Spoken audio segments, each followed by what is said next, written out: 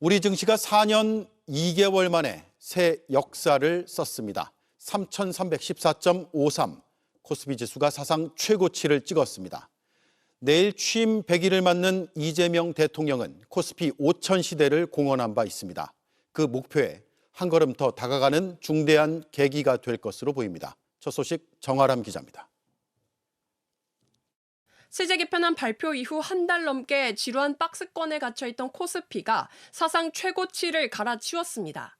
개장 직후 10여 분 만에 연고점을 뚫은 데 이어 장중엔 2021년 6월 최고점인 3,316선을 뛰어넘었습니다. 종가는 3,314.53으로 종가 기준 역대 최고 기록을 4년 2개월 만에 갈아치웠습니다. 주가 상승을 견인한 건 외국인과 기관입니다. 특히 외국인은 1조 3천억 원 넘게 사들였습니다. 범사이 미국 뉴욕 증시가 또 한 번 사상 최고치를 찍은 데다 내일 예정된 이재명 대통령 기자회견이 투자 심리를 자극했습니다. 양도소득세 부과 기준이 되는 대주주 기준을 10억 원에서 기존 50억 원으로 되돌릴 거란 전망이 확산하면서입니다. 이제 정부가 자본시장 육성에 나서는 어떤 움직임이 다시 재차 강화되고 있고, 그래서 대주주 요건 자체를 기존의 50억을 계속 유지할 가능성이 상당히 커진 상황들이고요. 이재명 정부 출범 이후 오늘까지 100일간 코스피 지수는 20% 넘게 올랐습니다. 역대 정부 가운데 최대 폭입니다. 1980년 100포인트로 시작한 코스피는 때마다 부침을 겪어왔습니다. IMF 외환위기 당시 1000포인트에서 오르내리다 2000년대 들어 경제 호황에 힘입어 2000선을 뚫기도 했습니다. 하지만 2008년 글로벌 금융위기 당시 1000선이 무너졌고 박스권을 횡보하다 2017년 반도체 경기 호황에 2500선을 넘어서기도 했습니다. 코로나 땐 처음 3000을 넘어섰습니다. 전문가들은 추가 상승에 무게를 두고 있습니다. 이런 밸류에이션 매력이 있기 때문에 시장 전체적으로는 좀 빠르게는 아니겠지만 느리게라도 우상향하는 흐름을 지속 보이지 않을까. 다만 전제는 있습니다. 그 결과가 기대치를 넘어서는 모습을 보여야지 더 탄력적인 상승을 보여줄 수 있다고 보고 있거든요. 이재명 대통령의 기자 간담회 결과가 시장의 기대치를 넘어서는지 여부가 중요한 포인트가 아닐까라는 생각. 결국 정부의 일관적인 정책과 기업 혁신이 코스피 5천 시대 여부를 좌우할 거란 전망입니다. JTBC 정아람입니다.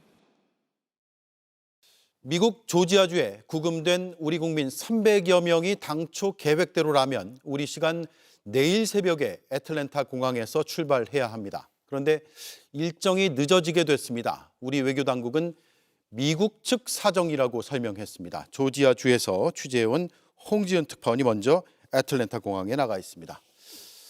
네, 홍 특파원, 끝까지 지켜봐야겠습니다만 일단 내일 출발은 무산이 됐군요. 네, 조지아주에 구금된 우리 국민들이 예정대로 전세기를 타고 출발하기 어려워졌다고 몇 시간 전 외교부가 밝혔는데요. 미국 측 사적으로 어렵게 됐다고만 설명했습니다. 이유는 모르지만 미국 측의 요청으로 중단됐고 한국 시간으로 오늘 밤 조현 외교장관이 루비오 국무장관을 만나 풀어야 하는 상황처럼 보입니다. 당초에는 내일 새벽 3시 반쯤 전세기에 국민 300여 명을 태우고 이곳 애틀랜타를 떠날 예정이었습니다. 대한항공 전세기는 한국 시간으로 오늘 아침 10시가 좀 넘어서 인천에서 출발은 했고요. 실시간 경로를 추적해보면 전세기는 5시간 뒤쯤 제가 있는 애틀랜타 국제공항에 들어올 것으로 예상됩니다. 만약 탑승이 계속 미뤄질 경우 전세기가 계속 애틀랜타 공항에 머물 수 있는지도 문제입니다. 예, 국민 300여 명 지금 어디에 있습니까? 구금시설에서 풀려나서 빠져나오긴 했습니까? 조금 전까지도 확인해봤는데 우리 국민 300여 명은 구금시설을 아직 빠져나오지 못한 것으로 파악됩니다. 석방 절차를 마치는 대로 버스를 타고 제가 있는 애틀랜타 공항으로 와야 준비된 전세기를 탈 수 있는데요. 제가 구금시설이 있는 포커스턴에서 똑같이 차로 달려왔는데 애틀랜타 공항까지 차로 4시간 반쯤 걸렸습니다. 현지 기업을 취재했을 때 원래는 버스가 한국 시간 오후 5시부터 7시 사이에 출발할 것 같다고 했는데요. 그 버스가 출발했다는 소식이 아직이니 무사히 풀려나 애틀랜타에 언제 올 수 있을지는 두고 봐야 할 것 같습니다. 예, 홍 특파원이 직전까지 공장과 구금 시설에서 취재를 했습니다. 그때 들었던 얘기가 더 있습니까? 제가 포커스턴을 나오기 직전까지도 현장 대책반은 구금 시설을 오가며 막판 귀국 준비 절차로 분주해 보였고요. 공장 쪽에선 구금자들의 짐 대부분을 사전 취합한 것으로 알려졌습니다. 그런데 제가 접촉한 구금자 가족과 변호인 측에선 우려가 여전했는데요. 이 부분을 리포트로 준비했습니다. 단속당한 조지아 공장에 파견 간 동생은 갑자기 연락이 끊겼습니다. 회사에 물어도 동생이 체포됐는지 모른다는 답이 돌아왔는데 일주일이 다 돼서야 구금 사실을 조회할 수 있었습니다. 접견했다는 변호사 말에 일단 안도했지만 불안감은 가시질 않습니다. 너무 걱정이죠. 일기 태워서 온다는 거는 뉴스를 통해서 알고 있지만 그래도 거기에 있는지 없는지 확인이 돼야 일단은 확인을 받았어요. 이 수용시설은 평일에는 일반인 면회가 불가능합니다. 대부분 자진 출국 의사를 밝힌 것으로 알려졌지만 현지 가족들은 생이별을 우려하고 있습니다. 주로 가족이 미국에 있는 경우입니다. 영주권 신청을 하고 접수하고 이제 기다리시는 분들이 있어요. 그리고 그런 분들 중에는 이제 여기 시민권자 분들하고 결혼을 하신 분들인데 신분이 불체자 신분인 거예요. 이런 경우는 미국에서 자발적으로 나가면 오랜 기간 입국 제한을 당할 수 있습니다.